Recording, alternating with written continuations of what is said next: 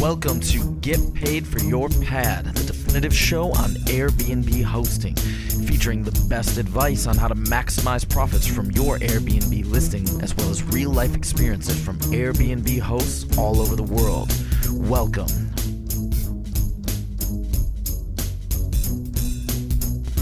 Get paid for your pad. Get paid for your pad. Get paid for your pad. Get paid for your pad. Get paid for your pad. Get paid for your pad.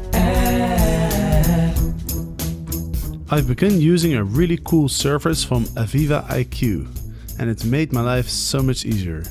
My guests love receiving all the important details about their stay exactly when they need it. And I love all the 5-star reviews I'm getting on communication.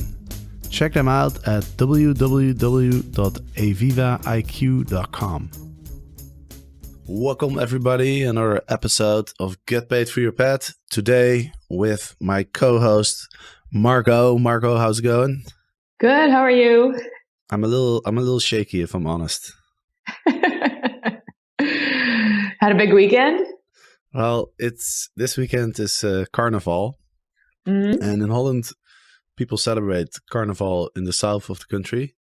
And I've never actually celebrated Carnival before because it's always the week that I used to go skiing with my family, because it's a week where the children, they don't have to go to school, and my brother has 2 children, so we'd always go skiing. But I always wanted to celebrate Carnival because the idea of putting on a crazy suit and just acting like a fool and drinking a lot during the day sounds kind of appealing to me for some reason.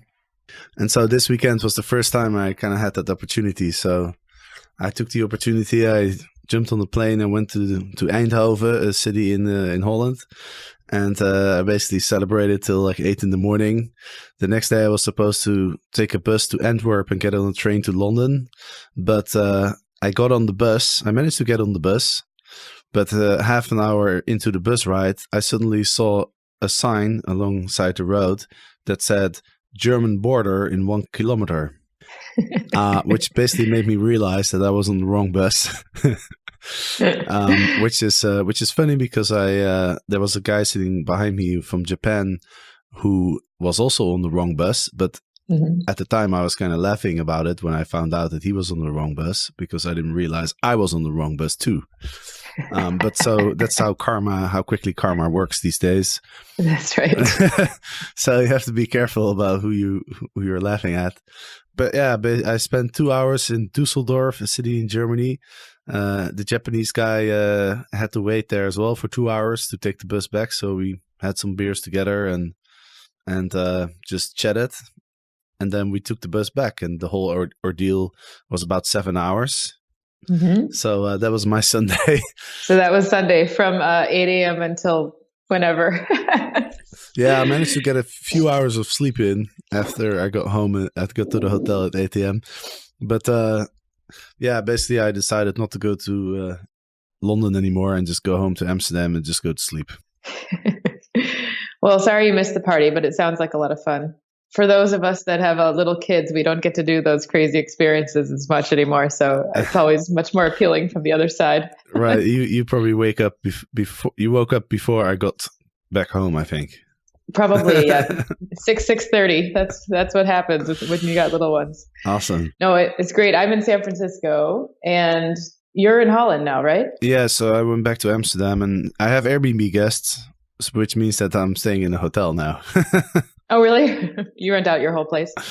Yeah, it's rented out for a few days. I was supposed to go to London, so that's why. Oh, got it. Yep. But, I'm slowly recovering. Hopefully you can do most of the talking. Well, aren't you the main host of this show? No, I'm happy to do a little talking. Although I heard that you guys last week with Sylvia talked a little bit about the Tilt acquisition that was going to happen, and it sounds like it did last week with Airbnb. Yeah, yep. Absolutely. Mm-hmm. Yeah, let's talk about that. Yeah. So Tilt was acquired by Airbnb. It looks kind of like it was an acqui-hire, which means that they really invested in the talent and maintained the local talent that they could bring on board into the Airbnb team. They actually let go, I think, of some of the offshore talent that they had for Tilt. But for those of you who didn't catch the show last week, Tilt is a platform for making payments. It was micropayments.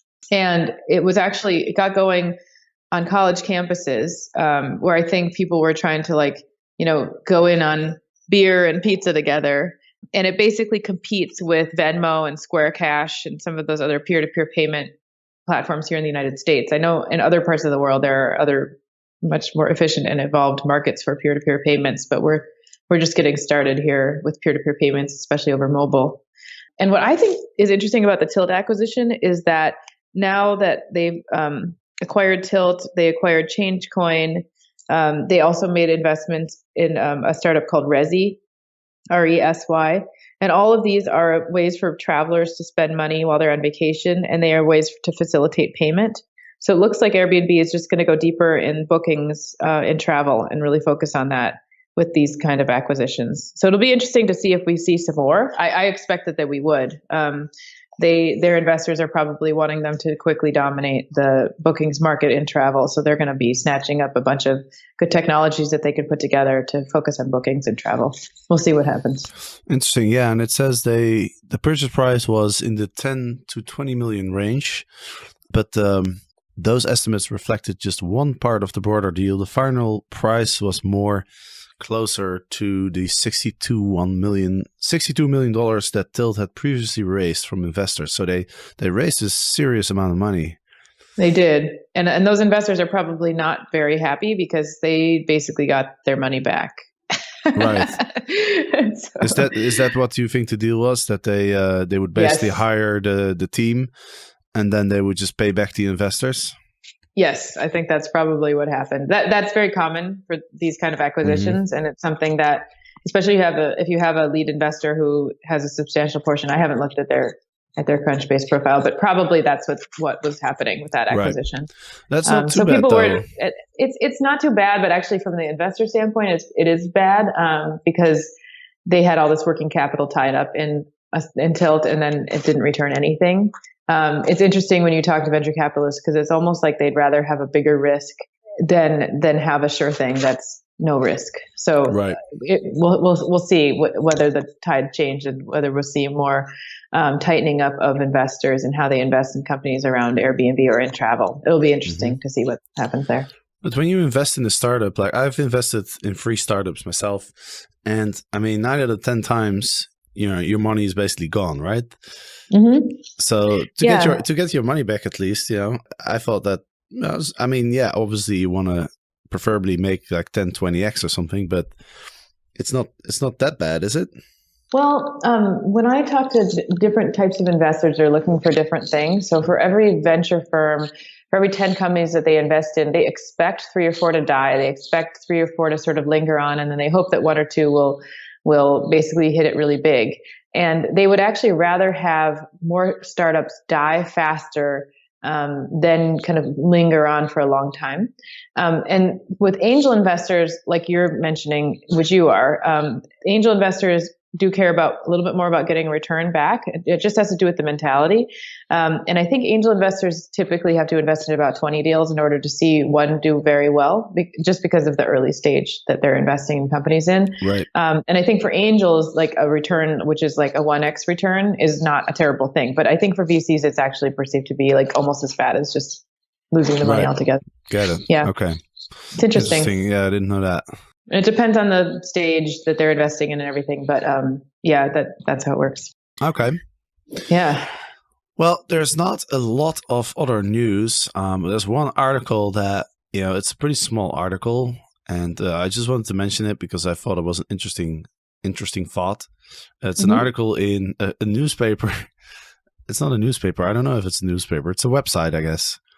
And it's called Bacon's Rebellion, Reinventing Virginia for the 21st Century. I have no idea what this website is about, but they have an article I'm about going to look Airbnb. up Bacon's Rebellion right now while we're talking.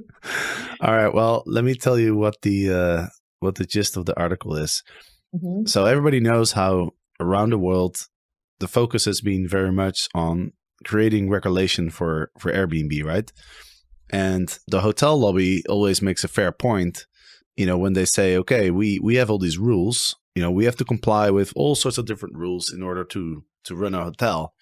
And so it's only fair that Airbnb hosts, Airbnb should be regulated as well to create like a level playing field.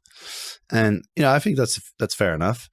And so the author of this article says, well, instead of creating a whole lot of regulation around Airbnb, maybe we could look at the regulation that's in place for the hotels and see if, some of these regulations might be a little obsolete by now, because, a lot of regulations have been made up a long time ago and the world has changed. And one point that he makes is, with the rise of platforms like Yelp and other online venues where you can find a lot of reviews from consumers, it might be the case that some regulations that have been put in place to sort of protect the consumer might actually not be necessary anymore, because the consumer is just so much more capable of finding out information about the hotels. Yeah, so. Yes, but I would also argue that big companies have probably used those regulations to their advantage to protect themselves against any newcomer, right? Right. So because Bacon's Rebellion was an armed rebellion in 1676, where Virginia settlers who were led by Nathaniel Bacon, rebelled against the rule of Governor William Berkeley. So it sounds like the website is sort of like anti-regulation website, which doesn't surprise me. It's kind of funny, isn't it? It is a good question, though, because for every regulation that protects the consumer, like you say, there's probably another company that's taking advantage of that regulation to actually do things that might not be good for innovation or might not be good for consumers overall. So it's always a question, open question. I don't think there's any answer to that. It is funny, though, that by looking for news about Airbnb, you come across some pretty interesting news websites sometimes. Exactly. Yeah. I didn't see any news either. We actually, when we were preparing for this, we looked through a bunch of different sources, and aside from sort of the classic like regulation around home sharing, there wasn't a ton of news about Airbnb. Did you want to talk a little bit about some of your experiences with hosting or well, I prefer not to talk too much. So maybe this is a good opportunity for you to share some of your experiences. Oh, sure. Well, I had the pleasure of staying in Airbnbs, I think 6 times over the last 3 months. I was traveling a lot for work, and I stayed in a different Airbnb each time. Some were a shared place with hosts who lived there, and some were a place on my own. One was like an apartment right next to another apartment, so somewhere in between. And I got to see and really feel the Airbnb experience many times with different situations. And it was really interesting. The last time I stayed, I noticed that Airbnb had done an update to the app so that when you land, they show a little message about that you've landed. But then when I dug in a little deeper, like I clicked on a button that said like, oh, learn more, or like get your directions. It actually didn't work. So that was sort of a letdown. But I was excited about that. It's actually something that we're focused on with Hostfully, because it's kind of an overlap in how we work, and our value proposition works with Airbnb. So it was very fascinating to see that. I also was able to stay in different kind of grades of Airbnbs, which was interesting too. Like understand where my, quality barometer, I guess, matches with other guests. Because like, for instance, I stayed at this beautiful apartment in Honolulu, right on the edge of Waikiki facing Diamond Head, which is just beautiful views, like around the corner views into this apartment. And it was with a couple, and they were lovely, and I stayed there, and I had my own bathroom, and it was extremely clean. And then I ended up paying the same price for a private place 2 doors down from that same location. But the stay was so different because the property was like just a little dingy, and like the shades didn't work. And it was interesting how like these details really are what makes a great or poor experience. And I find that it's hard, I think, when you live in the place, or even when you own a place and you're not living there, to like really be able to see that through a guest lens. And I wonder how many hosts have a chance to kind of interview their guests afterwards, not so much to get a good review, but just to understand like what stood out to that guest as being a reason why they would come back or pay what they paid. And that's kind of anyway, I'm a little bit thinking about it because of my role as CEO of Hostfully, and that's one of the things we're studying as well. But I just wondered how many hosts actually did that. Have you done that?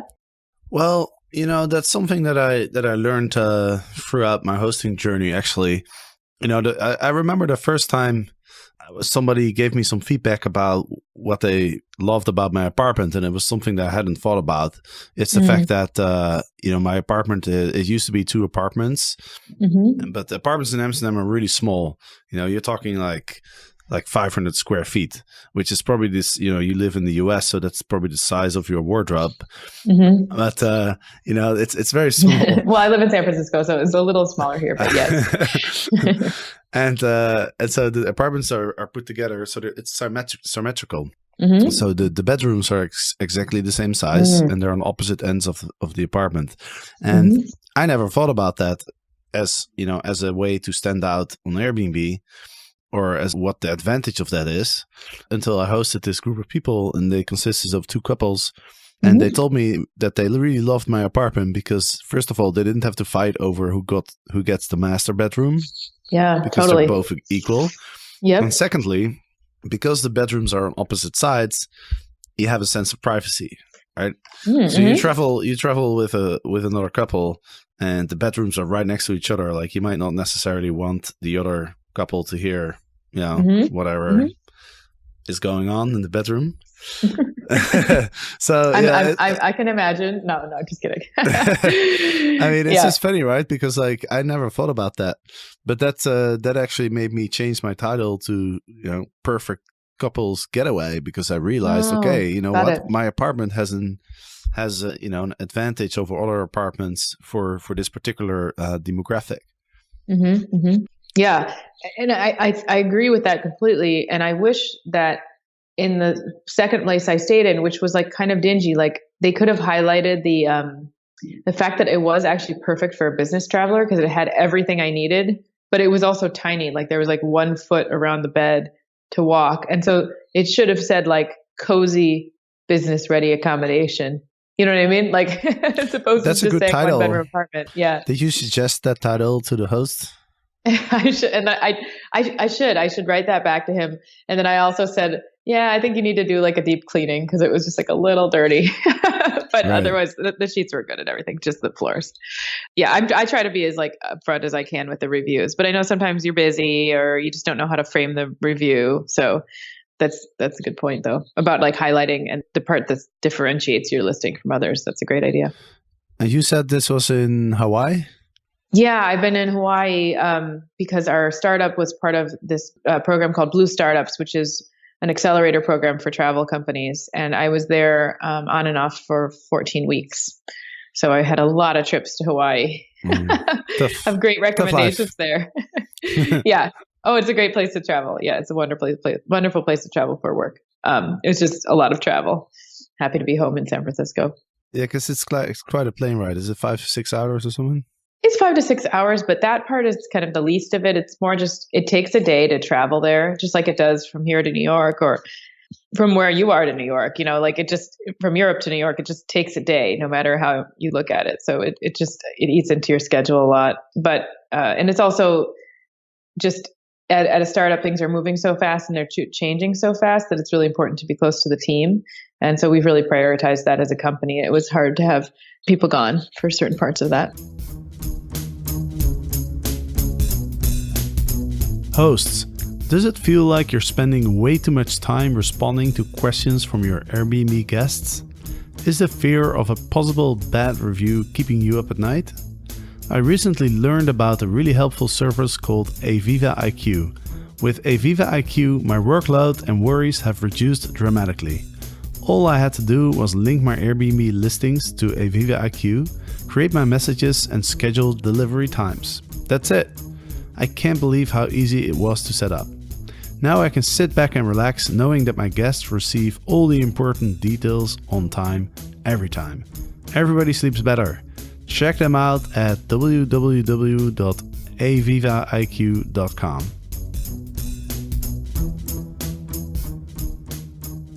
Now that we're talking about startups and travel, have you ever heard of a company called JetSmarter? JetSmarter? Yeah. No. No, I have not. Well, I signed up for it. It's basically the Airbnb for private jets. Ooh, I like it. So on Wednesday, I am getting on a private jet and flying to Paris. Wow. So I've never flown a private jet, but I'm getting a little older. So, I need a little bit more comfort. Oh, yeah. Yeah.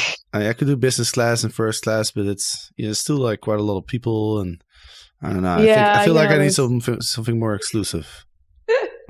Wow. Yeah. Well, can I ask how much it costs? The membership is 15,000 per year. Okay. And it includes unlimited flights with private jets, basically, when they're available. Wow. 15,000. Yeah. So it's, obviously it's a decent chunk of money, but if you think about it, you get to travel on private jets for a year. That's pretty cool. If you're traveling enough, then it's great. Yeah. There are other companies out there that are about the same as this one. Actually, one of them was a client of another company that I worked for, and I cannot remember it right now, but it was very similar. I think it was, at that time, it was like 2008, 2009, and it was like 10 or 12,000 a year. Same model, unlimited flights. Mm-hmm. Yeah. Cool. Yeah, it's pretty cool fun. because Take otherwise, some pictures. Yeah, how do you otherwise get a chance to travel on these jets? Never Really, yeah. And you do get to go to where you want to go if you have to take commercial, Yeah. No, I'm just giving you a hard time. Well, I think especially for you, because how many international flights are you taking per year? I don't know, a lot. A lot, right? Yeah. Yeah, and it's also I was thinking about it. Other than the fact that it's kind of a cool experience, I was also thinking you might meet some interesting people on those planes. Yeah. And the other thing is it's much less of a hassle when you get to the airport, because apparently you're literally from the time that you arrive at the airport until you're actually flying away, it tends to be only 20-30 minutes or so. Yeah, it's great. I flew in have you ever flown in a small plane before like that or no? No, not really, no. I flew in a friend's dad's plane one time when I was in college for a 1-hour flight. He had a plane and he kind of took me from one airport to the nearby airport so that I could fly home. And it was great. It was 10 minutes. We basically showed up the runway. You walk in, it's just like a car. You open the door, get in and check everything, make sure it's good to go, and then take off. Right. Yeah. Amazing. Yeah, it's great. Yeah. It's like a minivan. I'm pretty excited about it. So I'll probably talk a little bit more about the experience, after next week or the week after. Yeah. Well, you think for 15,000, if you're going to take, 10 flights, then it's definitely worth it. 10 round trip flights. Yeah, exactly. Yeah. So I just need to make the most of it. Exactly. Are you, do you travel 2 or 3 times a month or something, or what is your typical? It really depends. I really don't have a fixed schedule, but I think now if I can travel in private jets, I'll probably travel more. And then the company will crack down and say, no more unlimited. No, that's very cool. Yeah. I'm going to talk to my cousin about it. He's actually working for a private jet company in Minneapolis, and he can fly these kind of planes. So I'm going to ask him if he's heard of it. Mm-hmm. He's getting started. Awesome. And you said you stayed in 6 or 7 Airbnbs in the last... I did. Oh yeah. Is there something that you've noticed, something overall that hosts could do better? I think that it's all about consistency and responsiveness with hosts. So one thing is that if you say you're going to do something in the description, you have to do it in the listing, even when it comes to basic logistical things. I had one host who say oh, just text me anytime, I can answer questions. And then I did, because I had a hard time finding the apartment number, which was really stupid thing. I don't know why they don't make it more obvious, and I texted him, and I sat there for 15 minutes, and I was oh no, this person's not going to text me back. So it's just but I would rather he say I'm available typically within these hours, and I usually can get back to you within an hour or two, just so I had the right expectation when I contacted him. So I think it's just all about that consistency. And it goes with everything from how to highlight the differentiating parts of your listing to how you're going to communicate, and also just how your listing matches up to the description. You don't want to oversell. You could definitely make it describe it in a nice way, but you don't want to make it unrealistic so that you can't achieve it. You know what I mean? Right. So I think it's all about it's almost like just meeting expectations is great. And if you exceed them, it's amazing. But meeting them is the really, really important part. Right. So it's like better to under-promise and over-deliver. Yes, absolutely. It's all about being accurate. Yep. Having a very accurate listing. Yeah, I think it's a really good point. Yeah, I made some adjustments to my listing at some point because it's a bit noisy in my neighborhood.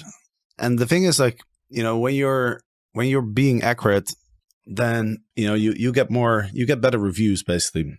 Yes, that's right. All right, because you might lose a booking or two. Like right now, I mentioned in my listing that it's a bit noisy. So people who who are light sleepers, or people who want to sleep late in the morning, I literally just write on my listing. I write maybe if you are like that, then you need to find a different place because you probably won't like it. Mm-hmm.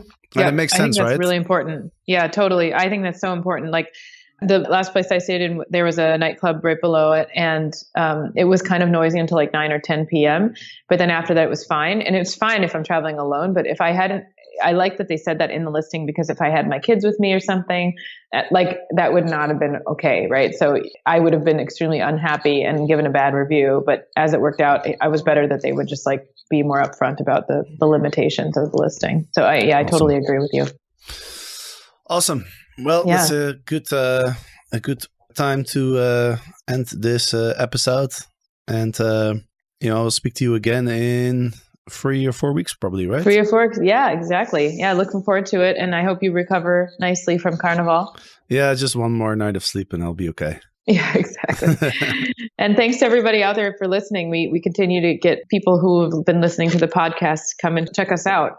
So we love hearing from people who are listening to the podcast about questions they have about Hostfully. So if you ever have any questions, feel free to sign up.